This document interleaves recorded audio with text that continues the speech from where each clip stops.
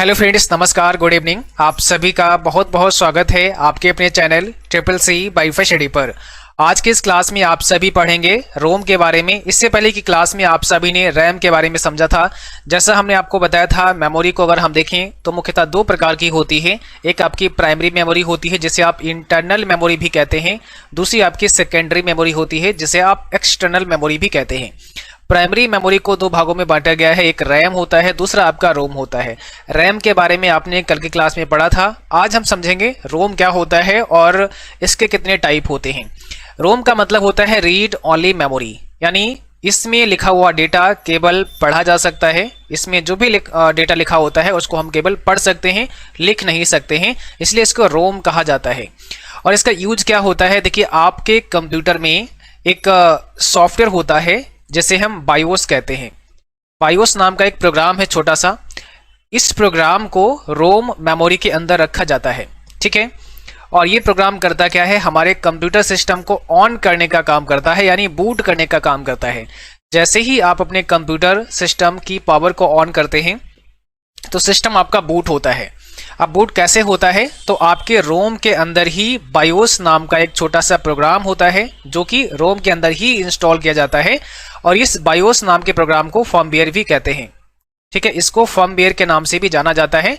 तो ये अपना काम शुरू करता है सबसे पहले, यानी यहाँ पर जो बायोस होता है इसके अंदर एक प्रोग्राम चलता है छोटा सा जिसको कहते हैं पोस्ट। पोस्ट का मतलब होता है power on self test. Power on self test क्या करता है, आपके कंप्यूटर के सभी कंपोनेंट को चेक करता है। जब सभी कंपोनेंट चेक हो जाते हैं और सभी प्रॉपरली वर्किंग में होते हैं, तब जो होता है आपका बायोस क्या करता है, आपके कंप्यूटर की हार्ड डिस्क में जो ऑपरेटिंग सिस्टम पड़ा होता है उस ऑपरेटिंग सिस्टम को लोड करा देता है मेन मेमोरी के अंदर, यानी रैम के अंदर, ठीक है। ये काम होता है बायोस का। यानी रोम चिप के अंदर बायोस नाम का एक प्रोग्राम रखा गया है जो हमारे सिस्टम को ऑन करने का काम करता है। जैसे ही पावर ऑन करते हैं तो आपका रोम के अंदर जो बायोस नाम का प्रोग्राम है वो एक्टिवेट हो जाता है और सबसे पहला प्रोग्राम यहाँ पर चलता है पोस्ट नाम का, जिसे हम पावर ऑन सेल्फ टेस्ट कहते हैं। जब पावर ऑन सेल्फ टेस्ट पूरे कंप्यूटर सिस्टम को चेक कर लेता है, सभी कंपोनेंट प्रॉपरली वर्किंग में होते हैं, तब बायोस क्या करता है, आपके कंप्यूटर की हार्ड डिस्क में रखे सॉफ्टवेयर यानी ऑपरेटिंग सिस्टम को लोड कराता है मेन मेमोरी में और फिर आपका कंप्यूटर ऑन हो जाता है। इस क्रिया में थोड़ा सा टाइम लगता है, इसी को हम बूटिंग कहते हैं, ठीक है।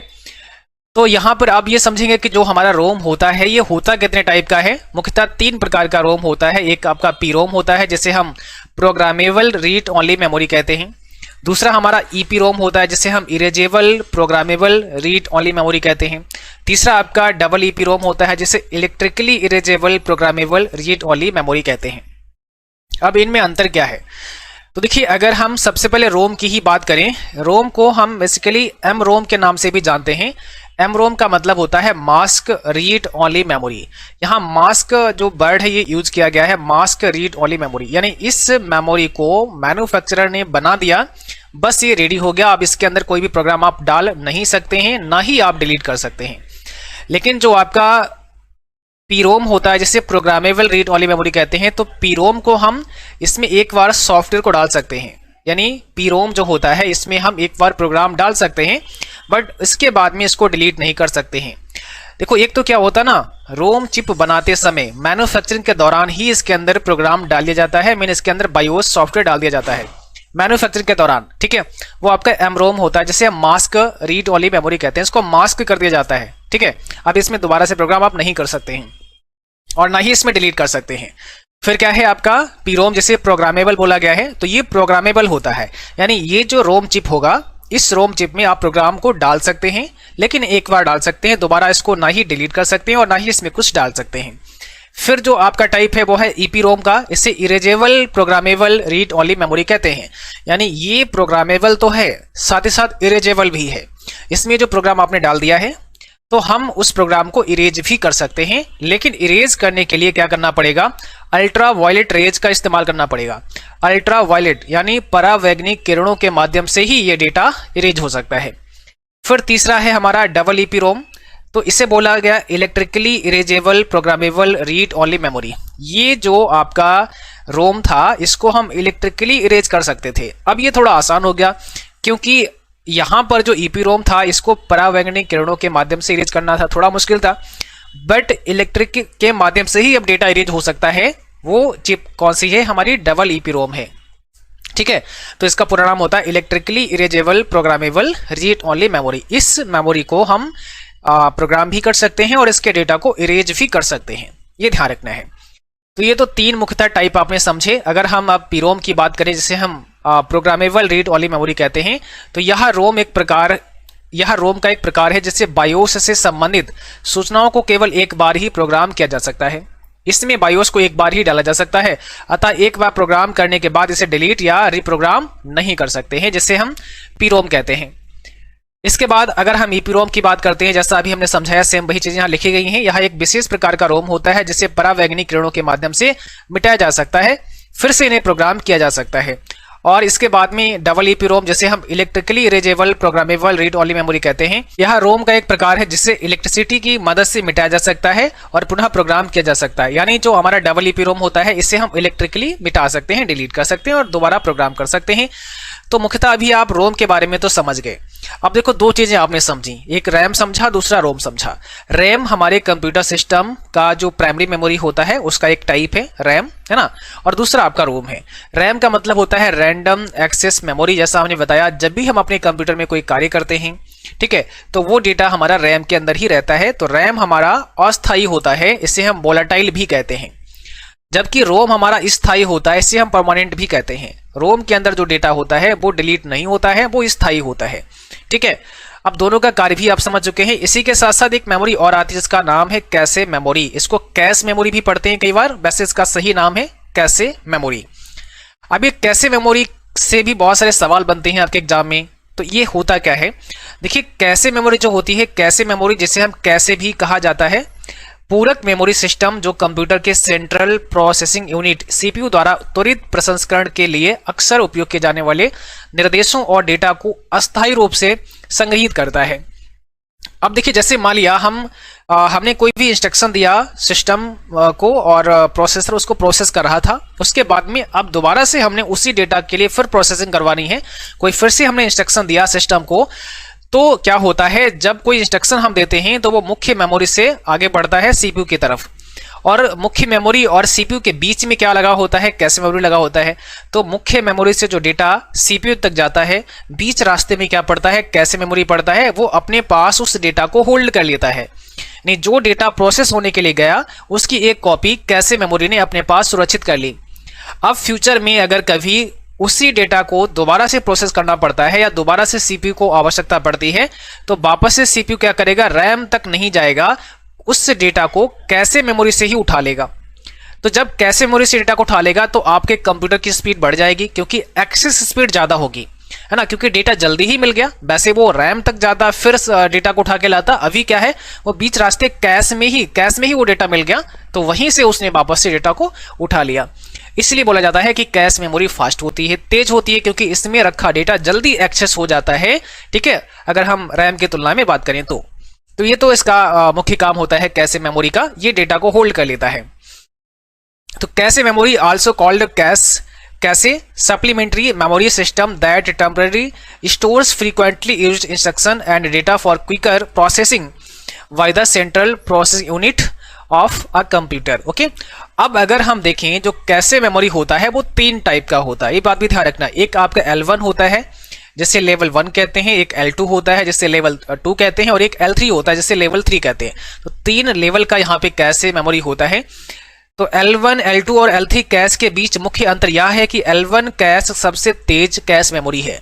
अब अगर आपसे पूछा जाए कि कैशे मेमोरी में सबसे फास्ट कौन सी है, तो L1 कैश सबसे फास्ट होती है, ठीक है, और L3 कैश सबसे धीमी मेमोरी होती है। L1 सबसे फास्ट, L3 सबसे धीमी, जबकि L2 कैश L1 से धीमी और L3 से तेज होती है। यानी सबसे फास्ट L1, उससे कम L2 और उससे कम L3 होती है। कंप्यूटर में कैश एक तेज मेमोरी है, यह सीपीयू द्वारा अक्सर उपयोग किए जाने वाले डेटा को होल्ड करता है।